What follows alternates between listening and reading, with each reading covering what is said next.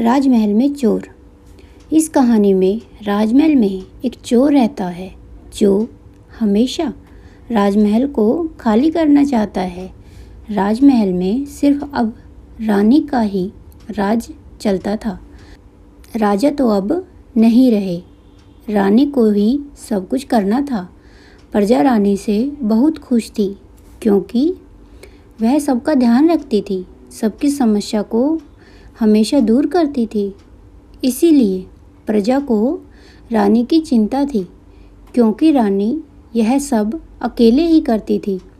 मगर सेनापति यह नहीं चाहता था कि रानी सब कुछ देखे। इसीलिए सेनापति राजमहल में रखे हुए सभी हीरे मोती ले जाना चाहता था, लेकिन वह ऐसा नहीं कर सकता था। उसे परेशानी होती थी। वह एक योजना बना रहा था, मगर उस योजना को पूरा करना उससे नहीं हो पा रहा था। लेकिन वह लगातार कोशिश कर रहा था। रानी की कोई संतान नहीं थी।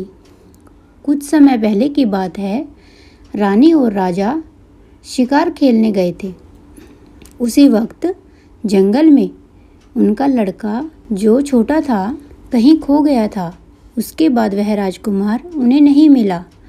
वह राजकुमार को आसानी से पहचान सकते हैं क्योंकि उसके हाथ पर एक चिन्ह बना हुआ था जिससे उसकी पहचान कराई जा सकती है। उस राजकुमार की राह आज भी रानी देख रही थी, मगर वह कब वापस आएगा यह बात नहीं पता थी। सेनापति यह सब कुछ जानता था। अगर वह किसी नकली राजकुमार को वहाँ पर लाता तो ऐसा हो सकता था जिससे उसकी जगह पर वह सभी काम कर सकता था। मगर उसी चिन्ह का लड़का मिलना मुश्किल था।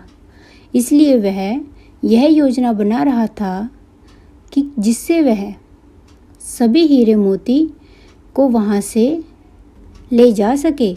वह यह सब सोच ही रहा था, तभी एक आदमी सेनापति के पास आया था। वह कहने लगा कि आपकी इच्छा पूरी हो सकती है। हमें एक आदमी मिला है जो यह काम कर सकता है। मगर सेनापति ने कहा कि हम वह निशान नकली भी बना सकते हैं, मगर यह सही नहीं होगा क्योंकि वह निशान उस समय ऐसा बनाया जाता था कि आज ऐसा नहीं बन पाएगा। यह कोई शाई इंक से किया जाता था। इसलिए हमें यह समस्या है कि वह शाही इंक कहाँ से लाई जाए। अब वह इंक नहीं मिलती क्योंकि उसे बनाने में बहुत समस्या होती है और यह समस्या सेनापति के सामने आ रही थी।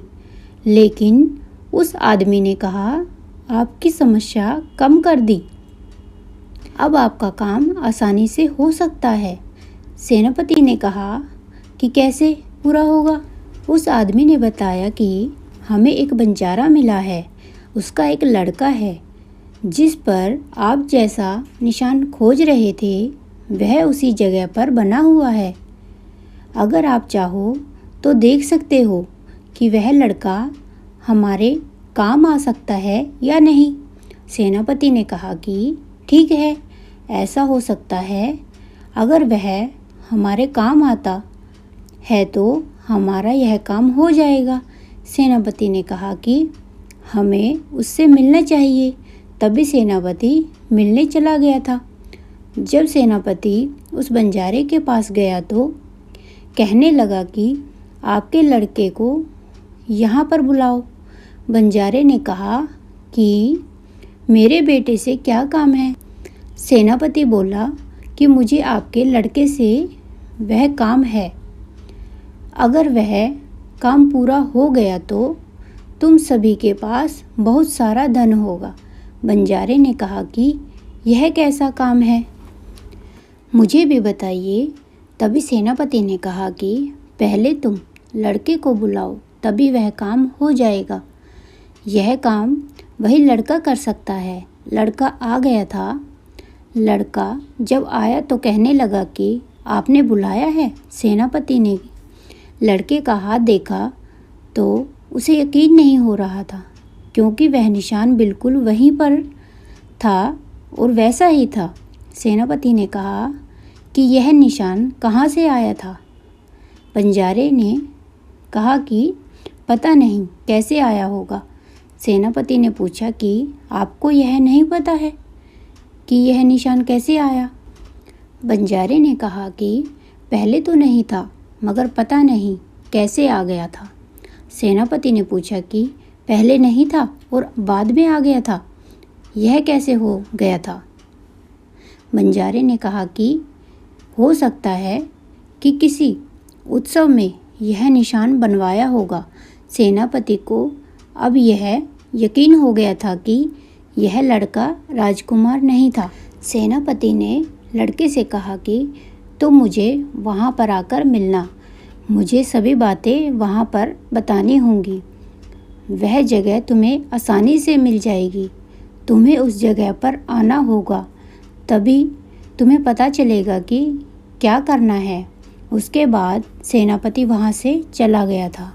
सेनापति ने वहाँ पर कुछ भी नहीं कहा था। तभी बंजारे की पत्नी बाहर आती है और कहती है कि तुमने यह झूठ क्यों बोला था। हमारे लड़के पर यह निशान तो बचपन से है, तुमने उन्हें यह झूठ क्यों कहा। बंजारा बोला, मुझे लगता है कि बात कुछ और है। यह बात जब तक पता नहीं होगी तब तक कुछ भी बताना ठीक नहीं होगा। यह हमारे लड़के से क्या काम करवाना चाहता है, यह बात पहले पता करनी होगी, तभी आगे की बात समझ में आ सकती है। अगले दिन लड़का सेनापति से मिलने गया था। लड़का जब पहुंचा तो सेनापति ने कहा कि तुम्हें एक काम करना होगा, तुम्हें राजमहल में जाना होगा, उसके बाद तुम्हें रानी का बेटा बनना होगा। जब रानी को विश्वास हो जाए कि तुम ही उनके बेटे हो तो तुम्हें सभी तिजोरियों की चाबी मिल जाएंगी, यानी कि तुम राजकुमार बन जाओगे। उसके बाद सारा धन हमारे पास लाना होगा। जब तुम सारा धन लेकर आओगे तो तुम्हें उसमें से बहुत बड़ा हिस्सा मिल जाएगा। उसके बाद तुम यहाँ से चले जाना, कोई भी तुम्हें नहीं जान पाएगा। कुछ समय बाद सब ठीक हो जाएगा, तुम्हें धन भी बहुत मिलेगा और जीवन में तुम्हें परेशानी भी नहीं उठानी होगी। अगर तुम्हें यह सब मंजूर है तो हमें बता दे, हम जल्दी से सब कुछ करेंगे। लड़के ने कहा कि यह सब आपको कल बता पाऊँगा, क्योंकि इसमें बाबा की मंजूरी भी चाहिए, तभी मैं काम कर सकता हूँ। सेनापति ने कहा कि जल्दी ही जवाब देना, इससे अच्छा मौका नहीं मिल पाएगा। लड़का घर जाता है और अपने बाबा से बात करता है। बाबा कहते हैं कि सेनापति तुमसे गलत काम करवाना चाहते हैं। आज वह समय आ गया है जिसके बारे में तुम्हें पता होना चाहिए। लड़के ने पूछा कि क्या बात है। जब सेनापति घर आया था, मुझे उस पर शक था कि वह हमारे यहाँ क्यों आया है। जब तुमने बात बताई तो मुझे समझ में आ गया है कि वह क्या चाहता है। पहले मैं यह बात नहीं जानता था, मगर अब पता चल गया कि तुम किसके बेटे हो। लड़के को भी इस बारे में पता नहीं था, क्योंकि वह तो बाबा को ही अपना पिता मानता था। बाबा ने बताया कि तुम हमारे बेटे नहीं हो, तुम हमें जंगल में बेहोश पड़े मिले थे। हम जंगल में लकड़ियों को काटने गए थे, हमने देखा कि तुम बेहोश थे, मगर तुम कहाँ से आए थे यह बात पता नहीं थी। तुम छोटे थे, इसलिए तुम्हें हम दोनों अपने साथ ले आए। यह निशान तुम्हारे बचपन से ही था। पहले तो हमें भी यह पता नहीं था कि हम तुम्हें कहाँ ले जाएं, क्योंकि कोई भी नहीं जानता था कि तुम किसके बेटे हो। कुछ दिन पहले एक सिपाही आया था, वह सभी के हाथों को देख रहा था। जो भी लड़का होता था सभी के दाएं हाथों को देखता और चला जाता, मगर एक दिन वह तुम्हारा हाथ भी देख कर गया था। यह बात तुम्हें पता थी, मगर ऐसा क्यों हो रहा था यह पता नहीं था।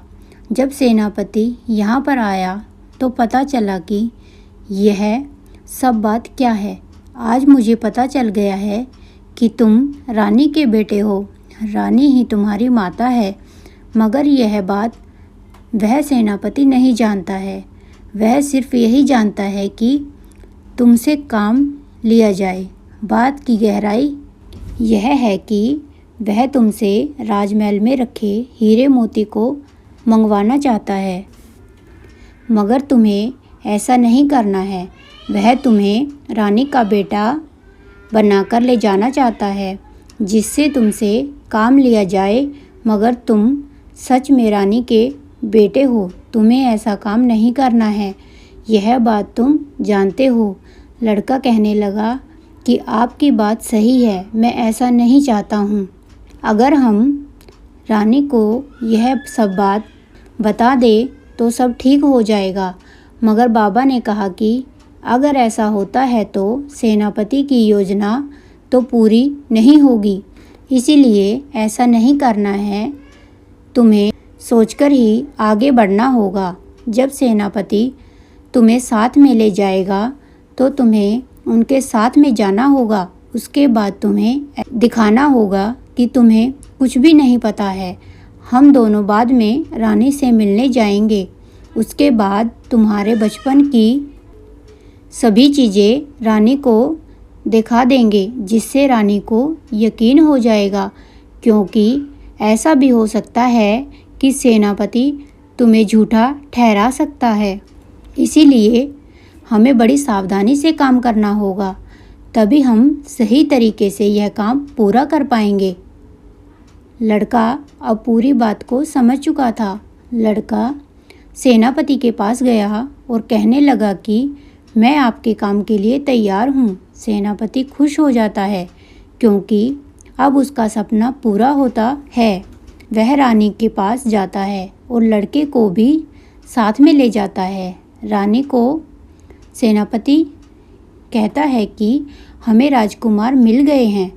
लड़का सामने आता है और रानी उसका निशान देखती है और कहती है कि यह मेरा लड़का है। रानी खुश हो जाती है। रानी कहती है कि कल हम इस खुशी में एक ऐलान करवा देंगे। जब कल होती है तो सभी लोगों को बुलाया जाता है। रानी कहती है कि यह मेरा बेटा है, यह आपका राजकुमार है। सभी लोग खुश हो जाते हैं क्योंकि उन्हें राजकुमार मिल जाता है। उस दिन सब कुछ अच्छा होता है। वह लड़का राजकुमार बन जाता है। उसके बाद सभी राजमहल की जिम्मेदारी राजकुमार को मिल जाती है। जब ऐसा होता है तो सेनापति राजकुमार से मिलता है और कहता है कि आज सभी हीरे मोती मुझे मिल जाने चाहिए। राजकुमार कहता है कि तुम्हें कुछ भी नहीं मिलेगा। सेनापति कहता है कि अगर ऐसा नहीं हुआ तो तुम्हें पकड़ लिया जाएगा, क्योंकि तुम यहाँ पर रानी के झूठे बेटे बनकर आए हो। उधर रानी से बंजारे मिलते हैं और राजकुमार की बचपन की सभी वस्तु देते हैं। रानी को पता चल जाता है कि यह सभी वस्तु मेरे बेटे की हैं और वही मेरा बेटा भी है। बंजारे कहते हैं कि सेनापति उसे नकली बेटा बनाकर लाया है, जिससे वह यहाँ का सारा धन चुरा सके। वह हमारे पास आया था, यह योजना उसने हमें बताई थी। इसीलिए आपको खतरा हो सकता है। आपको जल्दी ही कुछ करना होगा, नहीं तो राजकुमार को भी खतरा हो सकता है। रानी पूरी बात को समझ जाती है। वह सैनिक को बुलाती है। सैनिक आते हैं और सेनापति को पकड़ लिया जाता है। उसके बाद में सब कुछ पता चल जाता है। रानी कहती है कि तुम मेरे बेटे से यह काम करवाना चाहते थे। तुम्हें राज्य में रहने की इजाज़त नहीं है, तुम्हें यहाँ से दूर जाना होगा। लड़का आता है और कहता है कि मुझे पता नहीं था कि मैं आपका बेटा हूँ।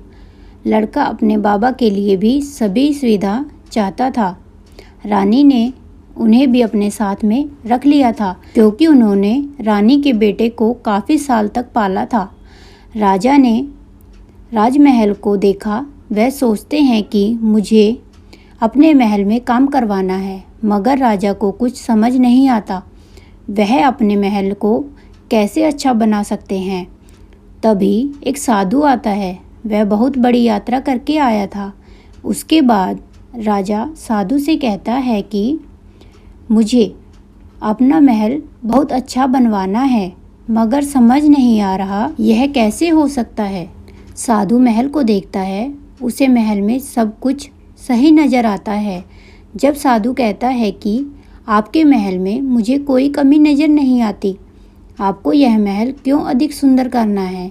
राजा कहता है कि मुझे लगता है कि यह महल अगर बहुत अच्छा बन जाता है तो सभी लोगों को बहुत पसंद आएगा। यह सुनकर साधु कहता है कि इसमें बहुत अधिक खर्चा आने वाला है। मुझे लगता है कि जितना खर्च आप इस महल के लिए करते हैं उतने खर्च में सभी लोगों का फ़ायदा हो सकता है।